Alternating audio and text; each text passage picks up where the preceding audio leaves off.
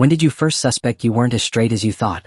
I thought I was homophobic, but I've always prided myself on being an open-minded person. In high school, I had a close gay friend who helped me through some of the toughest times of my adolescence, and I never once felt uncomfortable about his sexuality or his relationships. We weathered teenage drama together, and his orientation was simply part of who he was. No big deal. So when I started experiencing these confusing, unsettling feelings about my roommate Alex's dating life, I was completely blindsided. The last thing I ever expected was to discover some buried homophobic tendencies within myself, especially at 22 years old. Alex had been sharing our apartment for about a year when this whole mess started unraveling. From day one, I knew he was gay. It wasn't something he hid or felt ashamed about, and I respected his openness about it. Over the months, we developed an easy, comfortable friendship that included playful banter and harmless flirting. He'd joke around by pretending to hit on me, and I'd playfully flirt back, both of us understanding it was just friendly teasing. I'm straight, he knew I was straight, and he'd often comment that most straight guys would feel threatened by his mock advances, but I didn't. I actually found our dynamic amusing and felt proud of how secure I was in my sexuality. That sense of security came crashing down without warning. The problems began subtly, so gradually that I didn't initially recognize them as problems at all. Alex would occasionally bring guys home, not constantly, but maybe once every few weeks when he met someone interesting. At first, I genuinely thought I was handling it well. He was always respectful and discreet about his encounters, never putting me in positions where I'd see or hear anything inappropriate. It was his life, his apartment too, and his business who he chose to spend time with. I told myself I was being a mature, supportive roommate.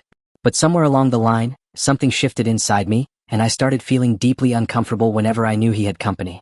The feeling was hard to describe, a churning mixture of anxiety, irritation, and something darker that I couldn't quite name.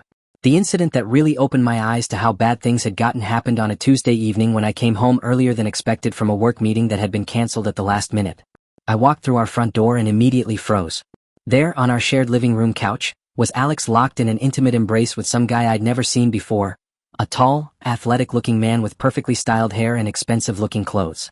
They were kissing passionately, completely lost in each other, their hands exploring with an urgency that spoke of barely contained desire. The reaction that hit me was immediate and overwhelming. For a split second, I thought I might actually vomit right there in our entryway.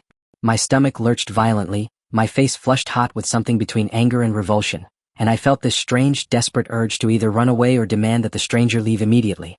The intensity of my disgust shocked me completely.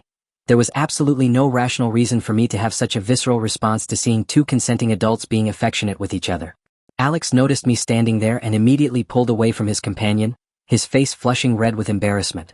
"Oh shit, I'm sorry," he stammered, clearly mortified at being caught in such a private moment. "I thought you'd be at work for another hour at least." "It's fine," I managed to choke out, though my voice sounded strained and unnatural even to my own ears. "Don't worry about it. I'm embarrassed too." But even as I said the words, I could feel that nauseating wave of revulsion still churning in my stomach, and I couldn't stop staring at the two of them with what I now realize must have been barely concealed hostility. I convinced myself that the shock of walking in on them had caused my extreme reaction, that anyone would feel awkward and uncomfortable stumbling into such an intimate scene unexpectedly. But as the weeks passed, I discovered that my disturbing response wasn't a one-time occurrence triggered by surprise. Every single time Alex brought someone home, I'd find myself consumed by this toxic mixture of anger, disgust, and something else I couldn't identify. I'd pace around my room, unable to concentrate on anything, constantly imagining what might be happening in his bedroom and hating myself for thinking about it. The worst part was that I couldn't stop my mind from conjuring detailed, unwanted images of Alex with these various men. I'd lie in bed listening to muffled voices and laughter coming from his room, and my imagination would run wild with scenarios I absolutely did not want to be picturing. These weren't pleasant fantasies. They were intrusive, disturbing thoughts that left me feeling sick and angry and confused about why I couldn't just let it go. These feelings were completely irrational, and I knew it. Alex was a grown man with every right to date and sleep with whoever he wanted, just like I had when I was in my friends with benefits situation with Sarah during our early months as roommates. But knowing something intellectually and being able to control your emotional response are two very different things, and I seem to have lost all ability to manage my reactions to his romantic life. The situation came to a head on a Thursday evening when I arrived home just as one of Alex's dates was leaving. The guy, a shorter man with kind eyes and an infectious smile, made a genuine effort to be friendly and polite to me, introducing himself and making pleasant small talk about the weather. Under normal circumstances, I would have appreciated his courtesy and responded in kind. Instead, I found myself being deliberately cold and dismissive, offering only curt, barely civil responses that made it crystal clear I wanted him gone. I don't even remember exactly what I said to him, but I know it was rude enough that the poor guy looked genuinely hurt and confused as he hurried out our door. The moment he left, Alex confronted me with an expression I'd never seen on his face before, a mixture of disappointment, frustration, and something that looked almost like betrayal. "What the hell is wrong with you?" he demanded, his usual easygoing demeanor completely gone. "Why were you being such an asshole to Marcus? He was trying to be nice to you." I stood there opening and closing my mouth like a fish, unable to come up with any reasonable explanation for my behavior. The truth was, I didn't understand it myself.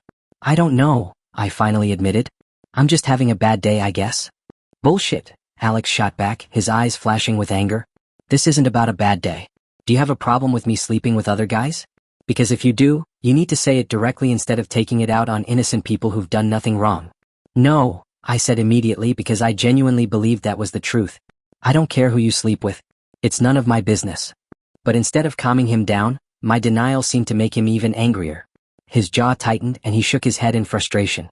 "You know what? You're being a hypocrite. You used to bring Sarah over here all the time when we first moved in together, and I had to watch you two being all affectionate and couple-wise sometimes. Did you see me acting like a jealous teenager about it? Did I make her feel unwelcome or treat her like shit?" He was absolutely right and I knew it. During those first few months of our roommate arrangement, I'd been in a casual sexual relationship with a girl from my office, and she'd spent plenty of nights at our place. Alex had always been nothing but friendly and welcoming to her, never making either of us feel uncomfortable or judged. "You're right," I said quietly. "I'm sorry. I really am just having a bad day and I took it out on him. That wasn't fair." But Alex didn't look satisfied with my apology. If anything, he looked more upset, like my explanation was somehow making things worse. "I'm going to go stay at Trevor's place tonight," he said, grabbing his jacket and keys from the counter. "I need to cool off and get some space from whatever this is." As he headed toward the door, he paused and turned back to look at me with an expression I couldn't quite read.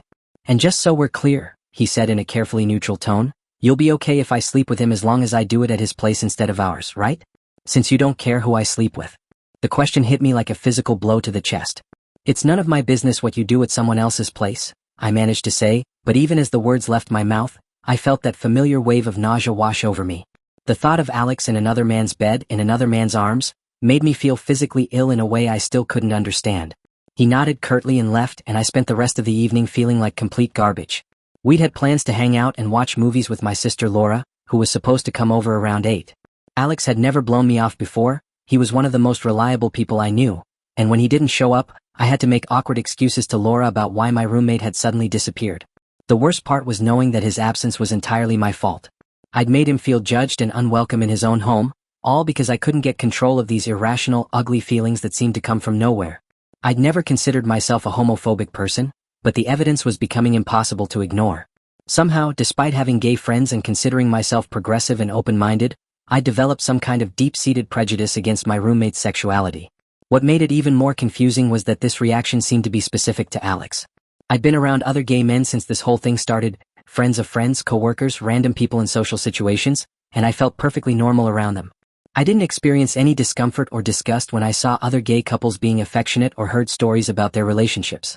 This toxic response was reserved exclusively for Alex, which made me wonder if living with a gay person was somehow different from just being friends with one. The next day, Alex acted like nothing had happened. He was back to his usual friendly self, making coffee for both of us in the morning and chatting casually about his plans for the weekend. But I could sense a subtle distance that hadn't been there before, a careful politeness that felt like he was protecting himself from further hurt. I wanted desperately to fix things between us, but I was terrified that if the situation happened again, I'd react just as badly and end up damaging our friendship beyond repair. That's when I knew I had to do something drastic.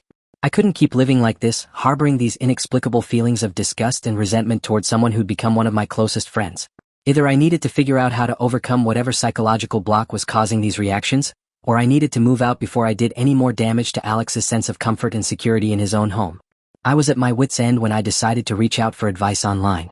I crafted a post explaining the situation as honestly as I could, laying out all the confusing details and asking for help understanding why I was suddenly experiencing what seemed like homophobic reactions despite never having those feelings before.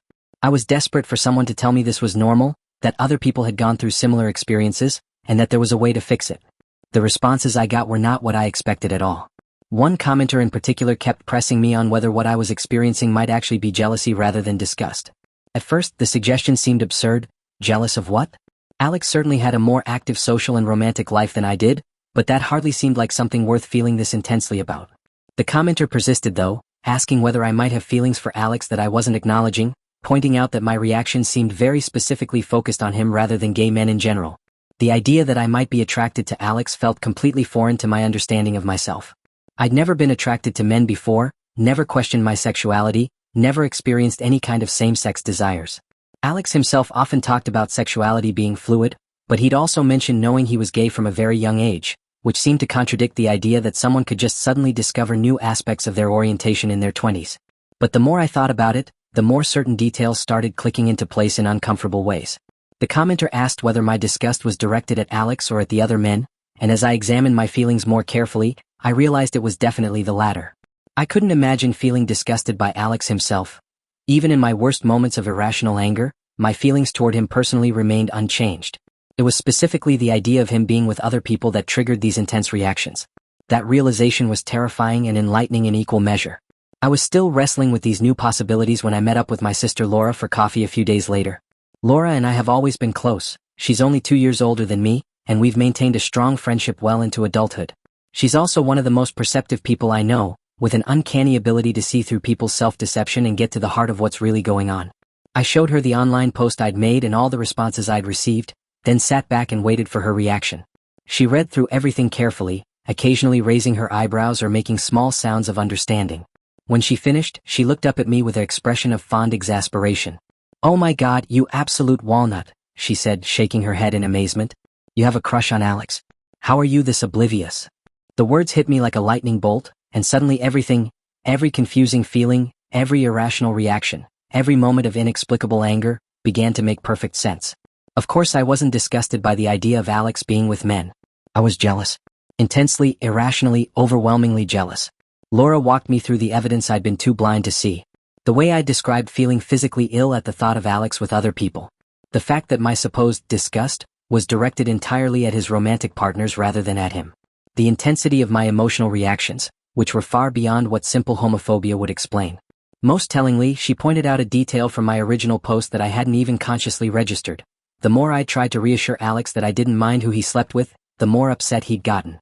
"And notice how he brought up your old friends with benefits situation?" Laura added, stirring her coffee thoughtfully. "That wasn't just him making a point about fairness. That sounded like jealousy to me. Like maybe he was hoping you'd admit you were jealous too." The implications of that observation were staggering. Could Alex have feelings for me too? Had all our playful flirting meant more to him than I'd realized? Had I been misreading the situation completely, assuming his romantic interest lay elsewhere when maybe he'd been hoping for something to develop between us? I spent the next few days in a state of complete emotional upheaval. Everything I thought I knew about myself had been turned upside down. I'd spent 22 years assuming I was completely straight, and now I had to confront the possibility that I was experiencing genuine romantic feelings for another man. Not just any man, my roommate, one of my closest friends, someone whose friendship I absolutely could not afford to lose. The fear of ruining our relationship was paralyzing. What if I was misreading everything? What if Laura was wrong about Alex having feelings for me? What if I confessed my newly discovered attraction and made him uncomfortable in his own home? What if he thought I'd been deceiving him all this time, pretending to be a supportive straight friend while harboring secret romantic feelings? But the alternative, continuing to live with these intense, confusing emotions while pretending everything was normal, seemed equally impossible.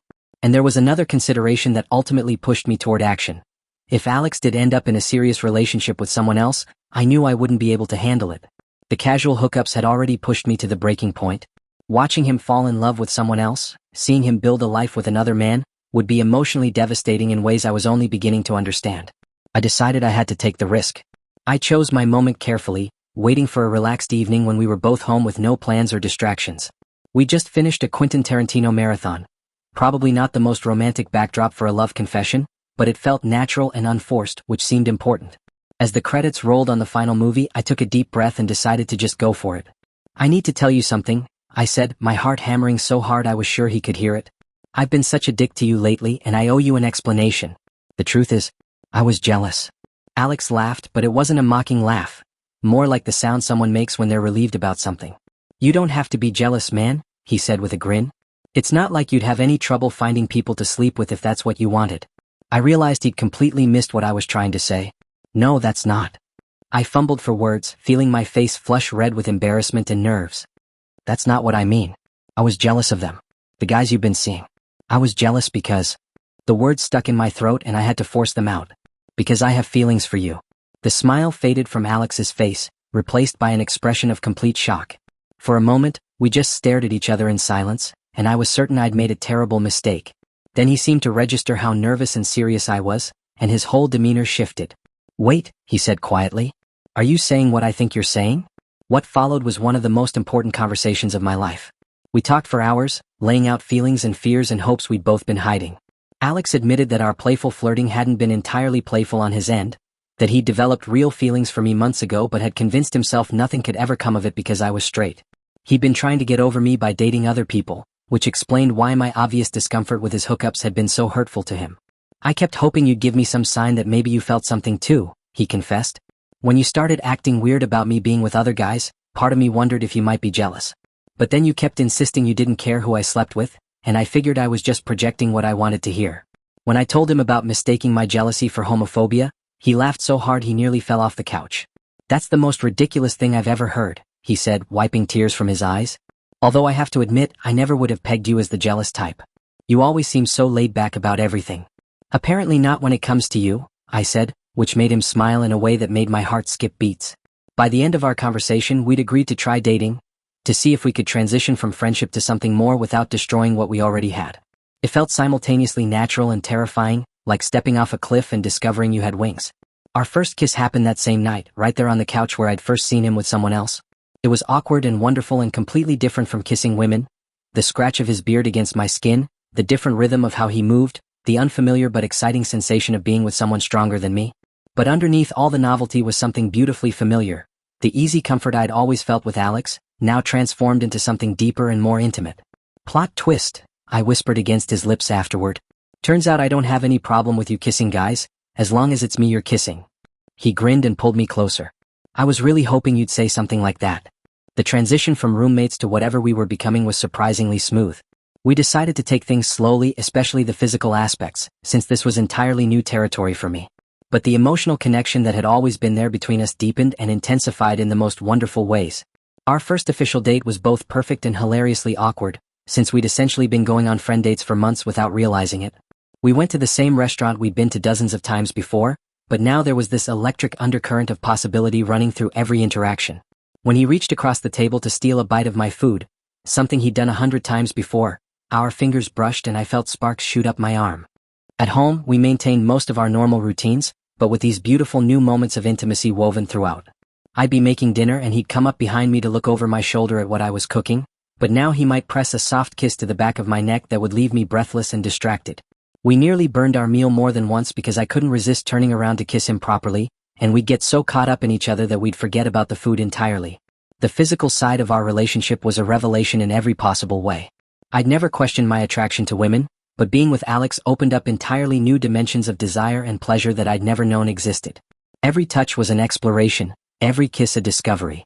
He was patient and understanding about my inexperience with men, never making me feel awkward or pressured, always checking to make sure I was comfortable with whatever we were doing. But it wasn't just the physical intimacy that amazed me, it was the emotional intimacy too. The friendship we'd built over the past year had created such a strong foundation of trust and understanding that transitioning to romance felt incredibly natural. We already knew each other's quirks and habits, already had inside jokes and shared experiences, already cared deeply about each other's happiness and well-being. There were challenges, of course. The biggest one looming on the horizon was the question of coming out to our families and friends. This relationship represented a complete upheaval of how I understood my own identity, and I wasn't sure how to explain that to people who'd known me as exclusively heterosexual for my entire life. My parents were progressive and open-minded people who'd always been welcoming to Alex when he visited, but there's a difference between accepting your son's gay friend and learning that your son is apparently not as straight as everyone assumed. My mom especially adored Alex and had often commented on what a good influence he was on me, but I worried about how she'd react to discovering our relationship had evolved into something romantic. Even more concerning were my extended family members on my father's side, who tended toward more conservative viewpoints. I could already imagine them making ignorant comments about Alex, turning me gay, or corrupting me somehow. The fact that Alex was mixed race added another layer of potential prejudice to worry about. My sister Laura had dealt with similar issues when she started dating her Latino boyfriend, so I knew firsthand how ugly family prejudices could get. Alex was incredibly understanding about my hesitation to come out immediately. "I'm not going to pressure you to announce anything before you're ready," he assured me. "This is all new for you, and you need time to figure out how you want to handle it. But if we end up calling ourselves a couple, Like, officially together? Then I'm not going to be your secret. I won't be hidden away like something you're ashamed of. I would never want to hide you, I promised him, and I meant it completely. The idea of keeping our relationship secret indefinitely was unthinkable. Alex meant too much to me, and what we were building together was too important to pretend it didn't exist. We agreed to take things one day at a time, focusing on building our relationship and figuring out the logistics of being together without rushing into major life announcements. There would be time to deal with family reactions and coming out conversations later, when we were more secure in what we meant to each other. For now, it was enough to wake up each morning in the arms of someone who understood me better than I understood myself, someone who'd helped me discover parts of my identity I never knew existed. It was enough to share quiet moments and inside jokes, to cook dinner together and get distracted by spontaneous kisses, to fall asleep each night feeling more content and complete than I ever had before. As I told one of the online commenters who'd helped me figure everything out, I definitely had my head on straight now. Or not straight as the case turned out to be. And I'd never been happier about being completely, utterly wrong about myself. Sometimes the best discoveries are the ones you never see coming, and sometimes the most important journeys begin with admitting you have absolutely no idea where you're going. I'd started out thinking I was developing prejudices against my roommate's lifestyle, and instead I discovered I wanted that lifestyle to include me. It was the most beautiful plot twist of my life, and I couldn't wait to see what happened next in our story together.